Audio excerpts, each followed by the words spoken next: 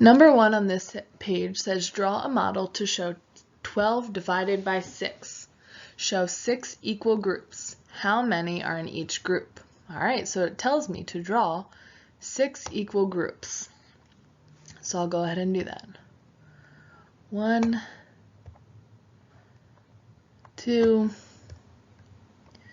3, 4, 5, 6. I've drawn my 6 groups. Since this is a division problem and not multiplication, I'm just going to put 1 in each group until I get to 12. So it's like dealing cards. 1, 2, 3, 4, 5, 6, 7, 8, 9, 10, 11, 12. I'm going to stop right there because I got to my number 12. Now I have to look and see how many are in each group. I can quickly look at this and see that there are only 2 in each group. So here, this sentence right here says there are 12 in all. There are 6 equal groups.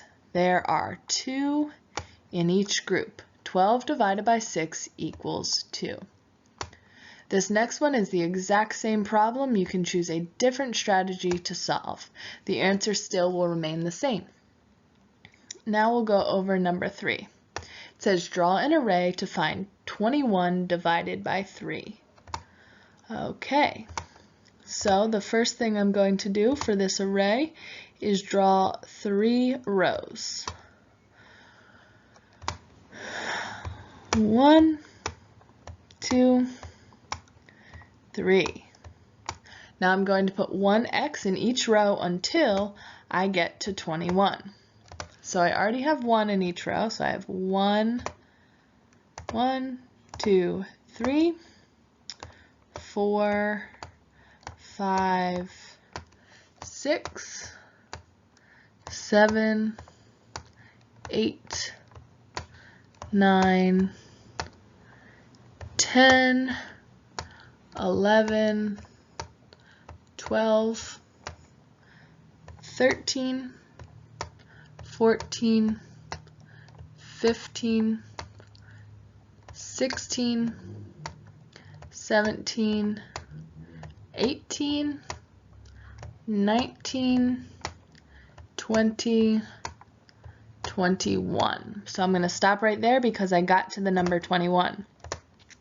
What I'm seeing here are my 3 equal rows, 1, 2, 3, and I have the same number X's in each row. Now I'm going to go through and count. And I'm going to put a black X, or I'm going to put a black dot over each one that I count so I don't lose count. 1, 2, 3, 4, 5, 6, 7. 1, 2, 3, 4, 5, 6, 7. 1, 2, 3, 4, 5, 6, 7. There are 7 X's in each row, so 21 divided by 3 equals 7.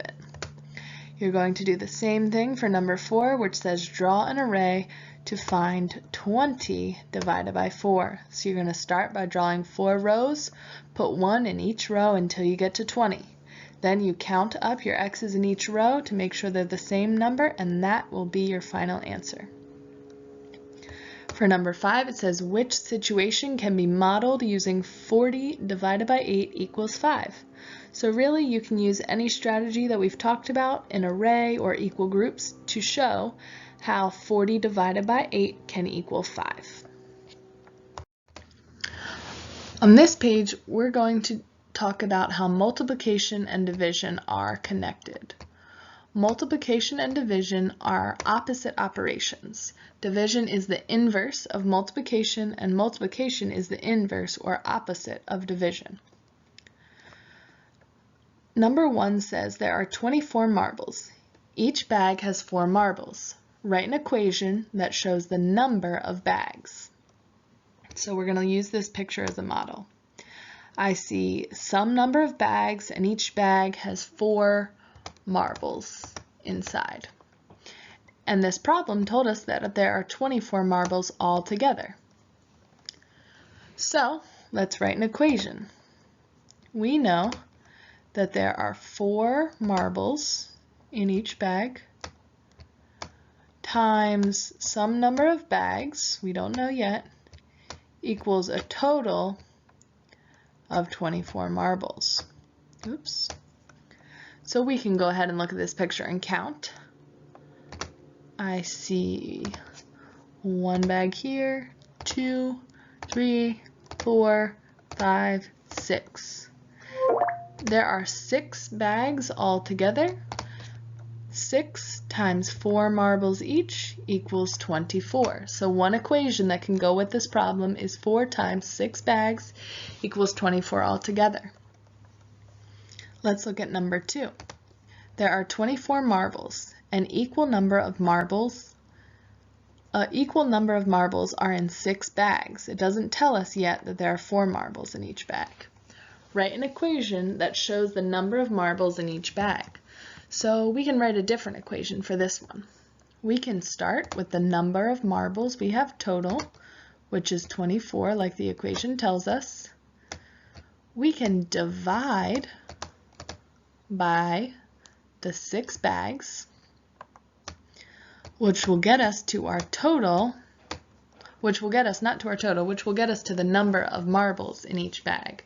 So our total of 24 divided by 6 bags will tell us how many marbles are in each bag. So looking at this picture, I can see 1, 2, 3, 4 marbles are in each bag. My answer is 4. 24 divided by 6 equals 4. By looking at these two equations, you can see that they are the same numbers in each equation, they're just flipped around. So that deals with our fact families. Go ahead and complete the rest of the work on this page thinking about fact families and how multiplication is just the opposite of division. Alright, so this last page we're going to work on today just gives us an opportunity to practice our division facts. So this whole page is just straight division problems and it gives us answers at the bottom. All these answers are mixed up, so we need to find some strategies to solve these problems. Once you find an answer to a problem, you're going to cross out the answer down here because it can only be used one time. So for example, number 1, 40 divided by 4. For this one, I'm going to draw a picture. I'm going to draw 4 groups.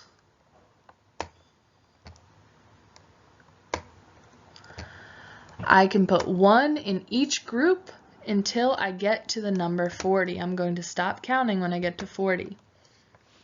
So you can go ahead and do that. Put 1 in each group like you're dealing cards, and don't stop until you get to 40. I'm going to fast forward a little bit, and there will be 10 in each group after you've done that.